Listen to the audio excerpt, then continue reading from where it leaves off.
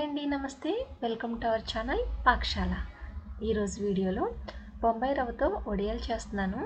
చాలా ఈజీగా చేసుకోవచ్చండి. ఉడికించడానికి కూడా ఎక్కువ టైం ఏమీ పట్టదు, ఈజీగా అయిపోతుంది. టేస్ట్ కూడా చాలా బాగుంటుంది. ఇంట్లోనే ఫ్యాన్ గాలికే ఆరబెట్టేశానండి. తర్వాత రోజుకి చూడండి చక్కగా ఆరిపోయాయి. నేను కూడా ఇదే ఫస్ట్ టైం అండి చేయటం, చాలా బాగా వచ్చాయి. క్లాత్ నుంచి కూడా చూడండి ఈజీగా సెపరేట్ అయిపోతాయి. ఎండలేని వాళ్ళకి ఈ ప్రాసెస్ చాలా ఈజీగా అనిపిస్తుందండి. ఒకసారి తప్పకుండా ట్రై చేసి చూడండి. వడియాలు వేయించినప్పుడు కూడా చాలా బాగా వచ్చాయి. టేస్ట్ కూడా చాలా బాగుంది. సో లేట్ చేయకుండా వీడియోలోకి వెళ్ళిపోదాం. రవ్వ ఉడికించుకోవడానికి ఫస్ట్ అయితే ఒక మందపాటి గిన్నె తీసుకోండి. కొంచెం బేస్ మందంగా ఉండేటట్లు చూసుకోండి. నేనైతే ఒక కుక్కర్ గిన్నె తీసుకున్నాను.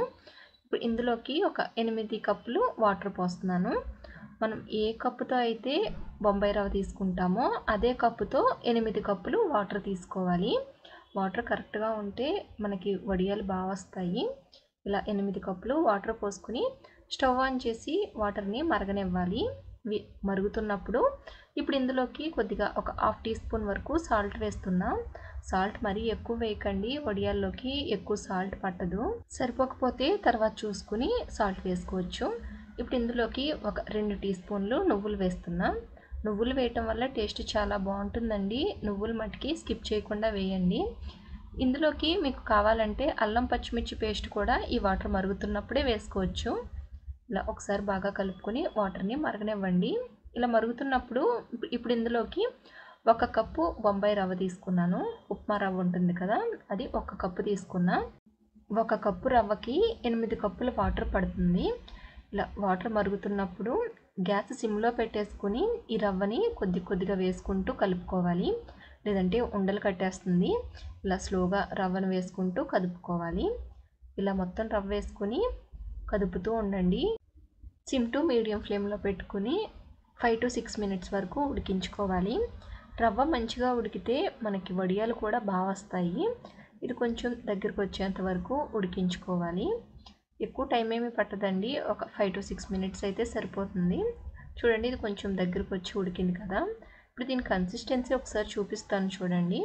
ఇలా కొంచెం పిండిని తీసుకుని ఒక ప్లేట్ తీసుకుని దాని మీద ఇలా పిండిని వేయండి. మనకి చక్కగా ఇలా వడియంలాగా రావాలి.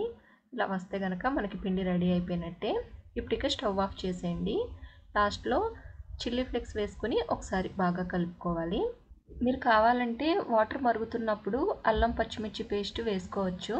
నేనైతే రెడ్ చిల్లీ ఫ్లేక్స్ వేసుకున్నాను కదా, ముందే వాటర్లో వేస్తే వడియాలు ఎర్రగా వస్తాయి అని చెప్పి ఇలా లాస్ట్లో వేసుకున్నాను. ఇప్పుడైతే వడియాలు పట్టుకుందాము. ఇలా ఒక చిన్న గిన్నెలోకి తీసుకుని వడియాలు పట్టుకోవాలి. నేనైతే వేడిగా ఉన్నప్పుడే పట్టేస్తున్నాను. ఒక క్లాత్ని వాటర్లో తడిపి వాటర్ లేకుండా గట్టిగా పిండి ఇలాగా క్లాత్ మీద వడియాలు పడుతున్నా. ఇలా కొద్దిగా పిండిని తీసుకుని కొంచెం దూరంగానే పట్టుకోండి వడియాలు, లేదంటే ఒకదానికొకటి అంటుకుపోతాయి. పిండి వేడి మీదే ఉందండి, వేడిగా ఉన్నప్పుడే వడియాలు పడుతున్నా. అయినా కూడా ఈ పిండి చిక్కబడిపోతుంది. అదే మీరు కొంచెం చల్లారాక వడియాలు పట్టుకోవాలనుకుంటే ఉడికించేటప్పుడు ఇంకొంచెం ముందు దింపేసుకోండి. ఈ రవ్వ వడియాలు నేను కూడా ఫస్ట్ టైం అండి పట్టడం. పిండి చిక్కబడిపోయింది కదా, వడియాలు సరిగ్గా రావేమో అనుకున్నాను, కానీ చాలా బాగా వచ్చాయి.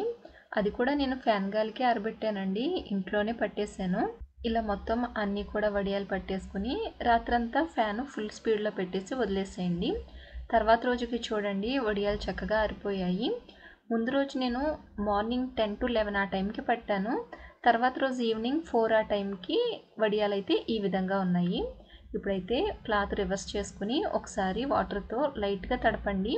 మరీ ఎక్కువ వాటర్ పోసేయకండి, వడియాలు మరీ మెత్తగా అయిపోతాయి. చూడండి క్లాత్ని కొంచెం ఇలా లాగారంటే వడియాలు ఈజీగా వచ్చేస్తాయి. చూడండి కొంచెం అడుగున కొద్దిగా తడిగా ఉంది, కొంచెం తడిపాం కదా. ఫ్యాన్ గాలికి కానీ లేదంటే ఒకరోజు ఎండలో ఉంచండి సరిపోతుంది. ఇలా కొంచెం లాగారంటే వడియాలు ఈజీగా వచ్చేస్తాయి. చూసారు కదా, చాలా బాగా వచ్చాయి. ఇప్పుడైతే అన్ని వడియాలు కూడా తీసుకుని ఇలా ప్లేట్లో పెట్టుకున్నాను. నేనైతే ఈవినింగ్ అయిపోయింది కదా, ఎండలో తర్వాత రోజు మార్నింగ్ పెడదాం అనుకున్నాను. కాకపోతే మేము తర్వాత రోజు అనుకోకుండా బయటకు వెళ్ళవలసి వచ్చి ఇలానే వదిలేసానండి ప్లేట్ని. ఫ్యాన్ కూడా వేయలేదు, ఎండలో కూడా పెట్టలేదు. ఆ రోజంతా ఒక రోజు మొత్తం కూడా ఇలా ప్లేట్లోనే ఉంచేసాను.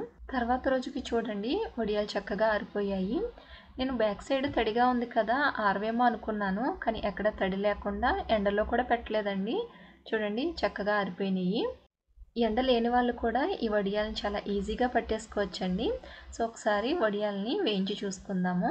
ఆయిల్ కొంచెం బాగా మరిగాక ఇలా వడియం వేయండి. చూడండి చక్కగా వేగింది. చాలా బాగా వచ్చాయండి. టేస్ట్ కూడా చాలా బాగుంది.